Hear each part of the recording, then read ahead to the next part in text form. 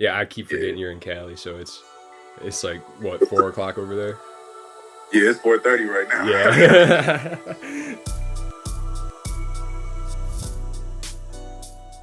Welcome everybody. Stumbled upon the YouTube page that talks a lot about a little, and today I'm here to talk a little with Coreylte. You might have seen my TikTok where I mentioned his song Fed Watch, and he's got some more music coming out recently, and we wanted to talk to him. So how are you doing today? Man, chilling, man. Not too bad. Nice little day outside. How Yeah. about yourself? And this is kind of interesting because all the people I've interviewed so far are all Midwestern. So we got a West Side guy now, and I had to Oh, kind of get some California love up in here for a minute too. oh And yeah, much love. what's up? Oh yeah. I said much love with that. Good looking with the Cali look. I had to, man. I mean, Denzel's from Florida, but whatever. It kind of I Oh felt like it matched with what we're going with today. yeah, So it's all about. I mentioned California, but where exactly are you from, and like how did it kind of shape the person that you are today? So originally I'm from Long Beach, California. So I've always been Southern Cali, West Side all my life. And I say for the most part, the West Coast kind of shaped, I say like the Proud West, kind of like the vibe I come with no matter what it is that I'm trying to do, rap, R&B, hip hop, slowing it down, type stuff like that. So it shapes kind of the way I look at music. I like to kind of slow it down and go back to the roots of things, even when I'm switching it up. But moved out to Moreno Valley, say like what middle school. So like, I'm used to kind of having to adjust and be more chameleonic with situations and adapt to what's going on. So it kind of opened me up to know what regions and what's going on. It kind of helped with the music. Helps me open up the bars and have more to talk about. All right. And being out in Cali area, like what's the everyday normal life like for you when you're not in the studio? When I'm not in the studio, I say for the most part, I plot my music like a lot more before I go into. I don't like to go into the studio and waste no time. If I can get into the studio, get 7 tracks done in under 3 hours, cool. So when I'm not in the studio, I'm plotting, scheming, writing out treatments for the videos or whatever type of piece of content I'm trying to do next, maybe like a photo shoot. But just kind of staying in more of my zone. I like to kind of give more to myself when I got time to myself. So when I'm not doing music and everything, I like to wind down a little bit, kind of take things a little slower. And what do you do to like wind down at the end of the day? Oh man, I mean we in Cali, so of course I'm a smoker. That just comes with the territory. Right, right. Yeah, but I mean, just really honestly, just outside cruising, enjoying the outside scenery. I'm a real nature type person. I like being outdoors. When I'm not doing stuff indoors. So just kind of outside cruising, chilling, stuff like that. Makes sense, makes sense. And I'm Motor City, so that's something we do over here too. So it's kind of cool to see like we're not that different, even though we're on different sides of the country. We're not that different. So, Hopefully, still connected. what'd you say? I say yeah, still connected. Yeah, Coast to exactly. coast. So, when did you decide to start making music, and like, where did that idea come from? Like, was somebody like, "Yo, you could probably do something with this," or was it like just kind of inside, like, "I could do this. Let's do this." I would say, for the most part, I knew I always liked music. I used to like to go to like the music store when I was younger before I even got involved with like instruments. I used to just like I like the sonic sounds of just like the instruments, the pianos, keys, and everything like that. So when I moved out to Mobile, our school had a band out in Long Beach. I mean, we didn't have no band. We didn't have nothing like that. That was given back to the students to really do stuff like that. So I was about to just take advantage, Right. and then got to just learn instruments and just learn the whole process of music and how it works. And that kind of started me into wanting to learn the guitar. Just kind of learning how to set up music and stuff like that, how notes work.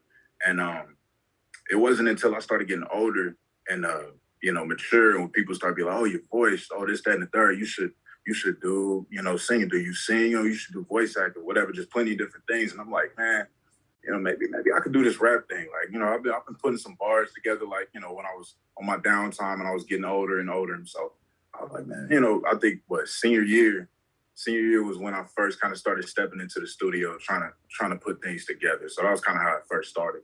And when did you graduate? Graduated 2016. 2016? Okay, a year after me. Oh Um, yeah. yeah, 2015, man. So, do you know any other instruments besides guitar? I used to play a little guitar, but I was a goalie in soccer. I've messed up my fingers so bad that I can't even play now. But is there any other instruments that you played, or was it just guitar, really?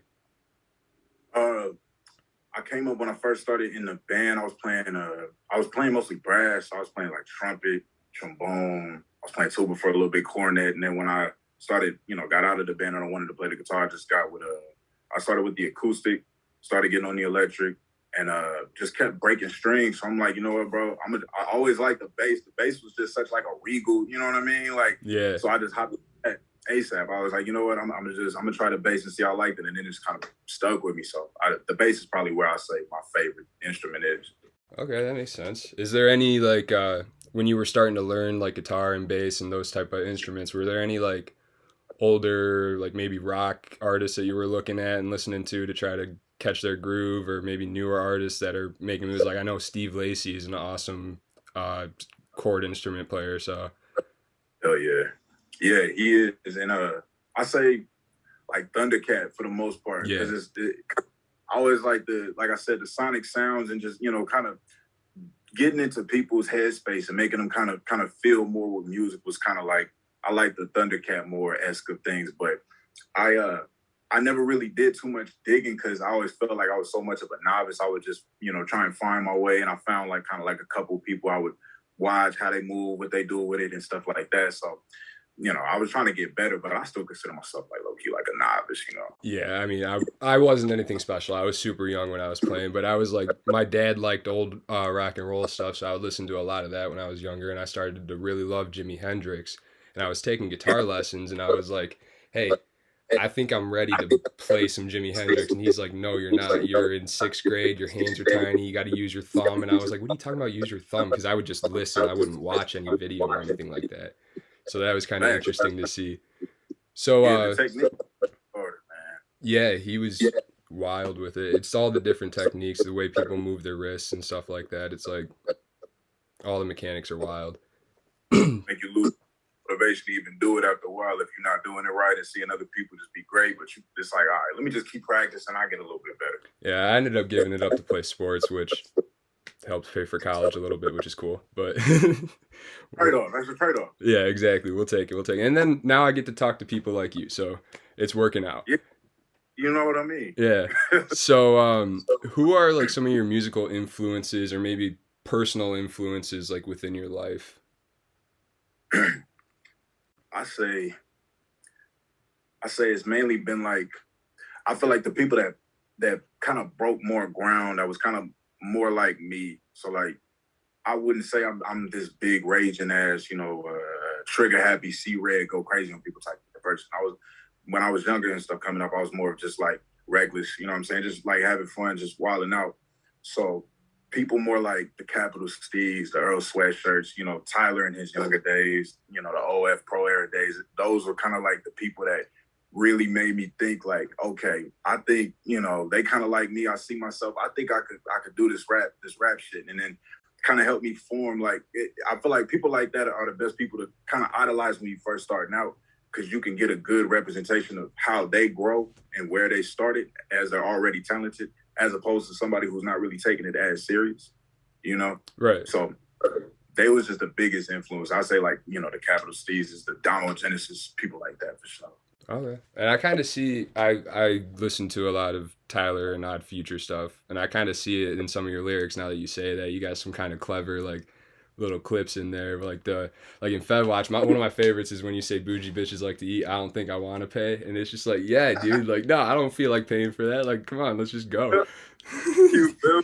Yeah. You gotta throw the bars in it as, you can be as descriptive as you want with the music, but I feel like, having those funny type bars that really resonate, it don't always got to be the smartest thing in the world, but that shit, man, I love that song. Yeah, that's one of my favorite songs too, and I think it's kind of crazy actually. I'm kind of getting off of the questions right now, but I think it's wild that like two of my favorite songs by you are Fed Watch and Infinite Energy, and they're completely different. And Oh yeah. your two newer songs are completely different from Fed Watch, even though I'm like bigging that song up right now. Like your two new songs are more mellow, kind of groovy type things. And Yep. I just found that very interesting that you're kind of versatile with that. Yeah, yeah, bro. That was the main thing when I first started. It was like I didn't want to, I didn't want to put myself in a box and be like, so I'm a trap artist. I'm only a rap artist. I'm gonna just rap about all this ignorant, dumb shit. All this, just that pertaining to that type of music. I wanted to kind of let it spread out and just show like the evolution. It takes time. It's not something that's just gonna be overnight. Because I mean, I still tap in with the trap music. It's like none of that is anything that's not in arm's reach. I still be doing all that. I write all that. So it's like I wanted to make sure as time went on, I was still releasing all quality. Like it's the most top tier quality I could put out for myself, like in that time. You know what I mean? Yeah, and the productions on all your stuff sounds super good. Like, do you work with multiple different producers, or is it like all you making the beats and everything? So originally, I buy the beats. I find the beats, buy them, get the rights and everything like that. And we used to have like a home studio situation. With me and my people. But like certain situations taking place, certain things happening. We didn't have that line of communication with that person no more. So it's like that fell off and it put a pause on like my music. I wasn't releasing nothing for a while. I had a lot of stuff I was writing, but not a lot of places I was trying to record. I would go places and I didn't like the quality, or I Mm. would go places I just didn't like the setup. So I found my main spot, Top Head Studio. Go there every time. It's always it's the exact way I need it to be every time. So I'll be till the wheels fall off type shit. You know what I mean? Yeah, and that's nice to hear that like the sound quality is like super important to you. Like, I mean, it should be with every artist, but some artists you hear the sound and you're like, that could have been better, man. And I haven't had that with any of your music, which is super nice. And also like you keep mentioning like attention to detail and stuff like that. And I think it's great that on and I wrote it down right here. I'm kind of covering up. It says Coreylte Me Time out now. That's like your newest one out, right? Yeah, yeah. That's the Sweet. newest track I got out. I appreciate that too, by the way. Oh You yeah, I putting have that to. I'm kind of covering it, which defeats the purpose. But hey, we'll out. talk All about it good. at the end. Yeah, most But the definitely. attention to detail, back to that. Just your artwork on that. Like I was looking at it and I was like, oh, that's cool. Like he's about to smoke. He's got the clouds behind him. That's cool. And then I was like, oh wait, hold up. And I looked at it again. His damn face is in the clouds too. Like it just blends in perfectly with it. Like it looks like it's just part of it until you're actually looking. You're like, I'm looking in. Like he's looking in my soul right now. Like what is going on? So I thought Exactly. the attention to detail is super important. That's what I love to hear that whenever I'm talking to an artist and stuff like that. Oh yeah, because it matters. I feel like the people that really care about it, they're gonna see it. They're gonna, it's gonna resonate with them the most. And for the people that may not notice it the first time, maybe a second listen or a second look at it, the cover art and things like that, it kind of see it and it kind of opens people up and realize like, okay, maybe he's not just a shit post artist. He's just throwing shit out here to push it Right. out. Yeah, exactly. I mean, I told you, I think you got a lot to say. I'm excited to see what comes out next. So, different question from what I sent you, but for every like one song that comes out, how many songs are like in the bag, like just ready to go? I say I don't release a song unless I got two in the chamber and one in the tuck. And that one in the tuck might be getting a treatment. I might be touching it up here and there, but for the most part, it's pretty much wrapped up, ready to record. So I try to stay ahead and keep like, if I'm dropping, I got the next one ready and then I can decide between two and then keep another one, when I'm kind of messing with that. Okay, that makes sense. Do you have a like certain formula you have when it comes to recording? Like, do you have it written out and then you got to find the beat, or do you hear the beat and then it's like, yeah, that's what we're doing with it?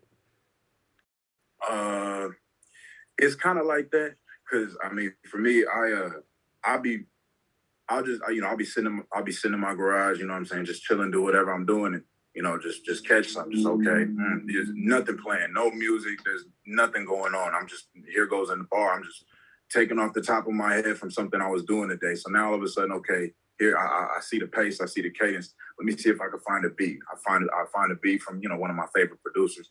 Okay, like now I'm kind of structuring it. Let's see what we can do with a second bar. Okay, that second bar works better as an opening. Now here we go for an opening bar. From that bar, now we go. It's kind of like starting at the top but I keep putting something more at the top, and then it just ends up stacking to a whole like bar into a song. That makes sense. So it's kind of more of a I don't know the right way to explain it, but it's kind of more of like a re-edit all throughout the whole process until you're like, yep, right there. Oh yeah, I revise songs. I mean, up, down, front, back, and sideways. I mean, it seems like for me, it never ends. I'll frustrate myself, tinkering with a song, till 4 o'clock in the morning, and it was perfectly fine at 9 p.m. You know what I mean? Mm. It comes with it though. Yeah. So what's like your motivation to make music? Like some people see the ability to get some money, get some success from it and stuff like that. And some people it's just like truly like this is what I'm here to do. I want to express myself a certain way. Which way do you kind of see it for yourself? I see it more as like self-expression, kind of like it feels almost like you're putting your life on a on a journal for people to see visually and for people to hear. Because I mean, it's really self-expression at its finest. So I don't really look at it as a cash grab or I want to get money or be crazy famous or whatever the case is. Like I mean, like I said, I don't even be on TikTok like that. When our other song blew up on TikTok, I had no idea. Like none of that was anything I was thinking about. I didn't figure any of that happening. So it's never been about fame or being this big famous person. I like to make a statement. I like to be somebody that people could resonate with, somebody that people can identify with, and feel like for lack of better terms, that they not by themselves in whatever situation they may be in or overall in life. Just they have that artist that they could look back on from no matter how long it is from now that that was somebody I really do resonate with overall. And that's one reason I have you on here. I really only have people on here that like I either know and I like them as a person and they're a good person and stuff like that, or I really like their music. And there's been a lot of people Yeah. that I've tried to have on that it just doesn't work out. So I'm like I've already said, super happy that you're doing this. This is a lot of fun for me. Oh yeah, dude, of course. So this is the last question that I got on here, but while you're answering this, before I ask the next one, I usually ask for a positive message at the end of the videos and stuff like that. I forgot to send that to you, so we'll circle back to that. But the last question before we go into that is like who are some artists that you would like really like to work with, and then who are some artists that we don't know about that we should be listening to? Artists that I would like to work with. Oof, man. Uh, I mean, he's not really an artist. He's more like more like a producer overall. Patrick CC. I mean, that's my boy already. But I was supposed to be on his collaborative tape with like a whole bunch of underground artists, but it didn't end up working out for that time. So hopefully in the future, soon enough, I hop on that. I hope he does too. I watch his YouTube videos a lot, so we need a Coreylte, Patrick CC if he sees this. Oh, he gonna see it. You already know that because I mean, we were supposed to been hop on something. He's been sending me beats for like months. He'll text me some crazy shit. He's really the main reason why I got even as far as I got without him. Honestly, like none of this probably would have been as far as it got. In the time that it should have, because he came in a time where I just wanted to see what I could do with music and just kind of just send it in to see him review and see what he thought. And I mean, he was fucking with me and we was like, real solid after that. So shout out to him. But other than that, I know I was supposed to hop on a track with Capo Flex on some trap music. So that should be coming soon.